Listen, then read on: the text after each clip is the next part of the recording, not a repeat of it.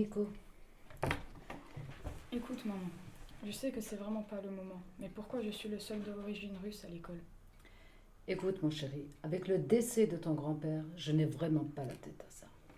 Oui, je comprends, mais c'est vraiment une question qui me trotte en ce moment. Non, Nico, je te le dis, pour l'instant, je ne peux pas te répondre. Je n'ai vraiment pas le cœur.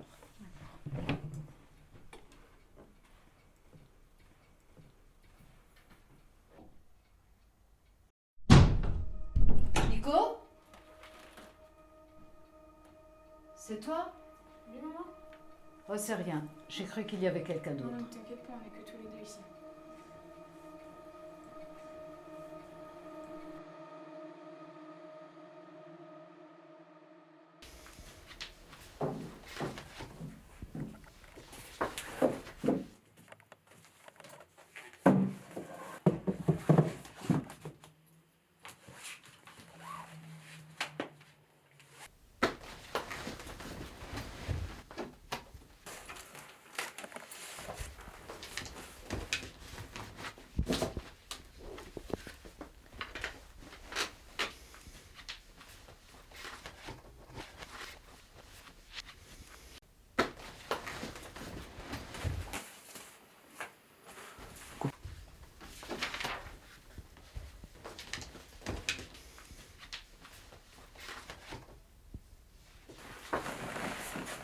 C'est quoi ça?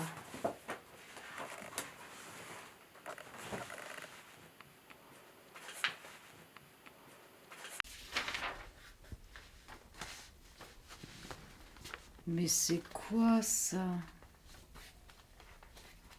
Mais j'y comprends rien.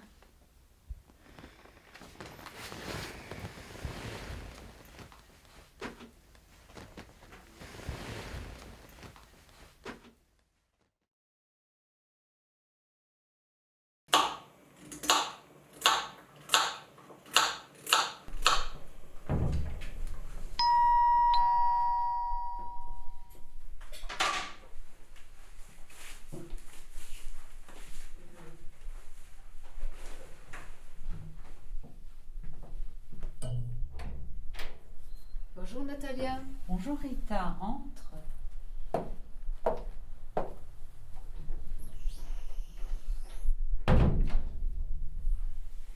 Alors tu me dis que tu as trouvé ce cahier au fond de l'armoire de ton papa?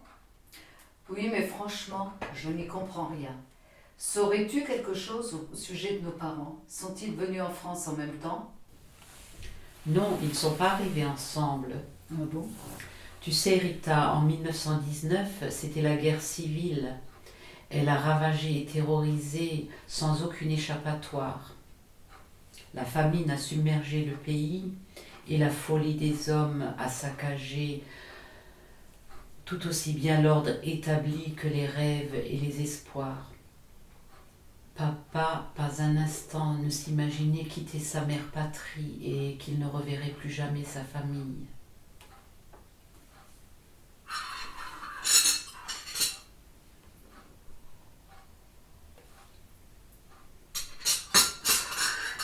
En 1920, il a pris sa décision. Il a fui la violence. Il venait d'être nommé officier de la marine marchande et il ne voulait pas intégrer les combats.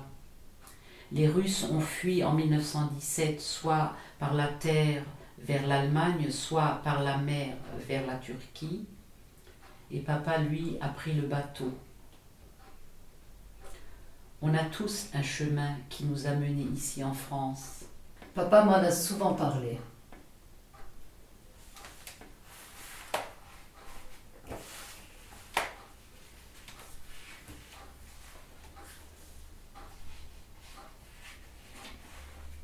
Allez, je suis impatiente, dis-moi.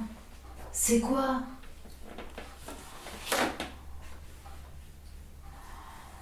Eh bien Rita, je crois que pour toi c'est le moment d'apprendre le russe. D'apprendre le russe?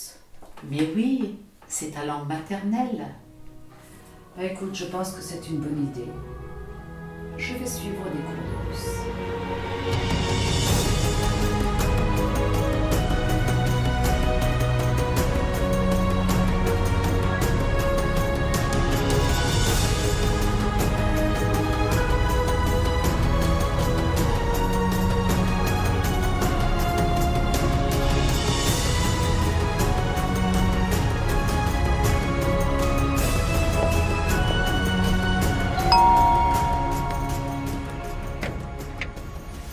ce sont les mémoires de mon père. Natalia, c'est fantastique. Mon père a écrit ses souvenirs et pour moi, c'est le plus merveilleux des cadeaux.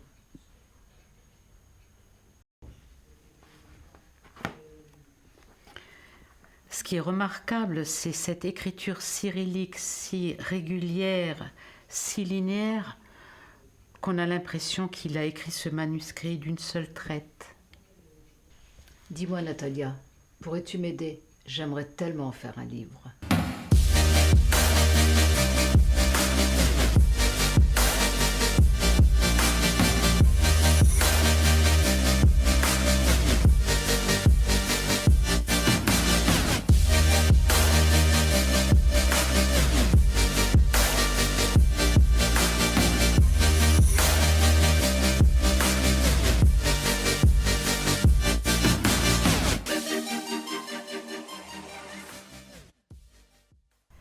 Tu vois, Nico, ce livre est un très bel héritage de ton grand-père.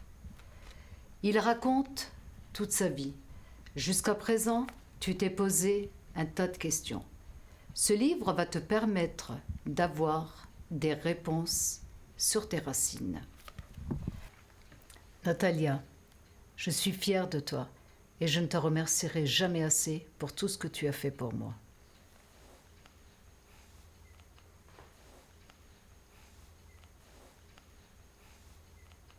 C'est tellement loin, Natalia, mais on dirait que c'était hier. Tu as raison, mais c'est toujours inoubliable. Après la mort de mon père, après que le mur de Berlin est tombé, j'ai enfin eu le grand bonheur de pouvoir me rendre en Ukraine dans la famille de mon père. Et j'ai ramené le livre que nous avons travaillé avec du manuscrit de mon père, je l'ai ramené au musée d'Alexandria. Et là, c'était incroyable.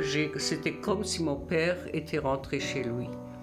Tu vois, Natalia, c'était inoubliable.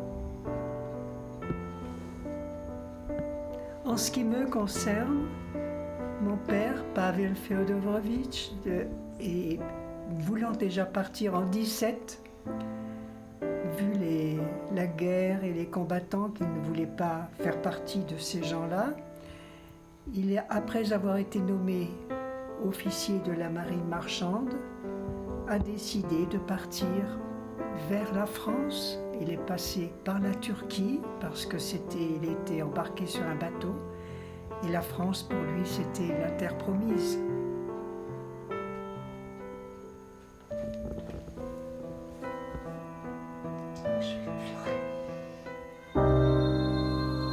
Et j'aurais presque envie de dire que je t'aime parce que c'est vrai. Et c'est vrai. Oh là là, Et ça, il va pleurer, ouais.